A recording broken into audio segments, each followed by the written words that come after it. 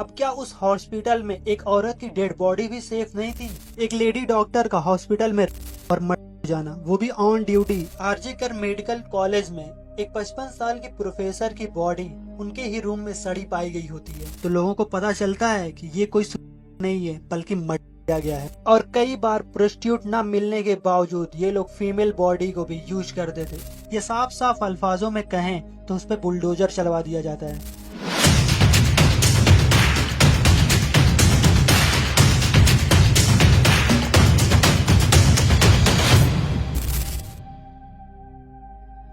कोलकाता एक ऐसी सिटी है जहाँ पे गंगा जैसी पवित्र नदी बहती है, दुर्गा जैसी गॉडेस की लोग पूजा करते हैं और बहुत सारी औरतें माता का रूप लेती हैं।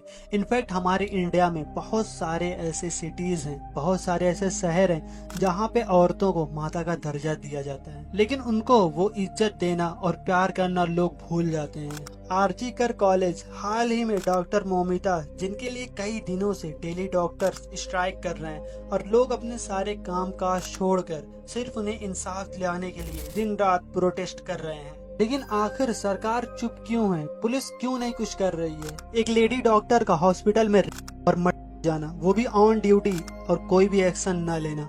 मोमिता आरजी कर मेडिकल कॉलेज में ट्रेनी डॉक्टर थी और आज हम उसी आरजी कर मेडिकल कॉलेज की कुछ ऐसी बातें और कुछ ऐसे केसेस जानने वाले हैं जो हो सकता है कि आपको हैरान करके रख दे। एक ऐसा हॉस्पिटल जो अपने काले सच, स्कैंडल्स और बहुत सारी मौतों के बावजूद भी खुला हुआ है। 4th year medical student Soumitra विश्वास की बॉडी 22 अगस्त 2001 को अपने ही रूम में लगी हुई पाई और सभी लोगों ने कहा कि इन्होंने तो की हुई है। लेकिन जब उनका हॉस्पिटल लेके जाया गया और उनका पोस्टमार्टम होता है तो लोगों को पता चलता है कि ये कोई नहीं है बल्कि किया गया है और इसको दिखाने की कोशिश की जा रही थी। और अब जानते हैं कि सुमित्रा के पीछे का रीजन क्या था। जब केसेस रजिस्टर्ड हुए तो इन्वेस्टिगेशन होने पे पता चला कि सुमित्रा को पता चल गया था कि इस कॉलेज में से काफी जैसी चीजें हो रही है। इवन ये लोग रात में हॉस्टल्स में प्रोस्टिट्यूट बुलाते थे और कई सारे ऐसे लड़के थे जिनको प्रोस्टिट्यूट की एडिक्ट बना दिए गए होते हैं। और कई बार प्रोस्टिट्यूट न मिलने के बावजूद ये लोग फीमेल बॉडी को भी यूज करते थे। अब क्या उस हॉस्पिटल में एक औरत की डेड बॉडी भी सेफ नहीं थी?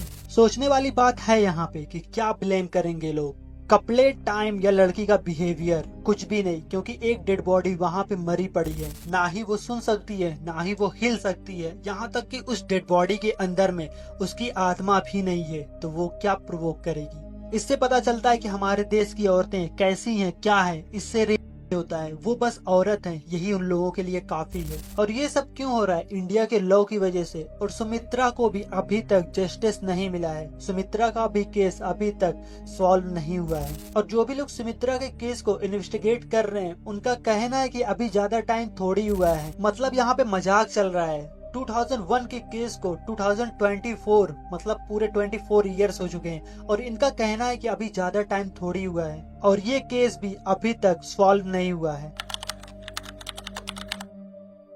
2022 अगस्त के टाइम पे आरजी कर मेडिकल कॉलेज में एक 55 साल की प्रोफेसर की बॉडी उनके ही रूम में सड़ी पाई गई होती है। और ये बात भी पुलिस वालों को वहाँ के पड़ोसियों के कंप्लेन करने की वजह से पता चलती है। वहाँ के पड़ोसियों का कहना था कि 2-3 दिन से इनको बहुत ही ज्यादा गंदी स्मेल आ रही होती है उस कॉलेज से और इसीलिए इन लोगों ने कंप्लेन की थी। एंड ये मौत कैसे होती है इसकी अभी तक कोई भी इंफॉर्मेशन नहीं है।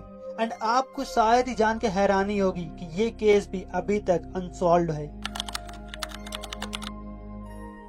1 मई 2020 को एक 25 साल की जूनियर डॉक्टर पौलमी साहा, जिसने अपनी ड्यूटी के स्टार्ट होने से पहले कोविड के टाइम 11 बजे 6th फ्लोर से कूद के सुसाइड कर ली। उसे तुरंत से इमरजेंसी वार्ड में लेके जाया गया और वहां पे जाने के बाद उसे डेड साबित कर दिया गया। इन्वेस्टिगेशन होने पे डॉक्टर्स ने कहा कि वो डिप्रेशन का शिकार थी, इसके चलते उसने 6th फ्लोर से कूदकर सुसाइड कर ली। मेरे पॉइंट ऑफ व्यू से देखा जाए तो कोई भी हॉस्पिटल का स्टाफ अगर खुद की जान ले ले या किसी भी वजह से उनकी मौत हो जाए तो ये लोग अपने पे रिस्पॉन्सिबिलिटीज नहीं लेते हैं और वो लोग कुछ ऐसे ही रीजंस देते रहते हैं, लेकिन बिना प्रूफ के कोई कुछ कर भी नहीं सकता है, सिर्फ कॉन्स्पिरेसी थ्योरीज लगा सकता है।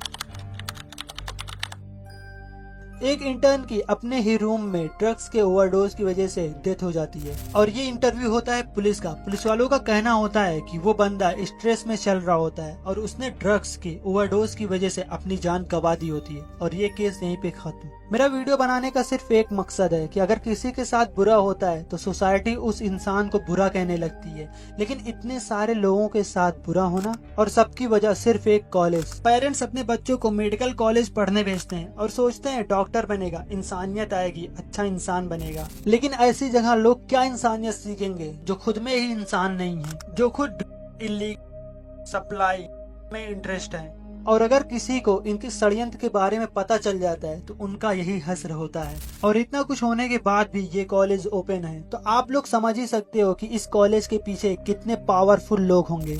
इंडिया में एक आम इंसान की अगर एक छोटी सी दुकान होती है और उससे कोई छोटी सी गलती भी हो जाती है तो इंडियन सरकार उसकी दुकान को बंद करवा देती है।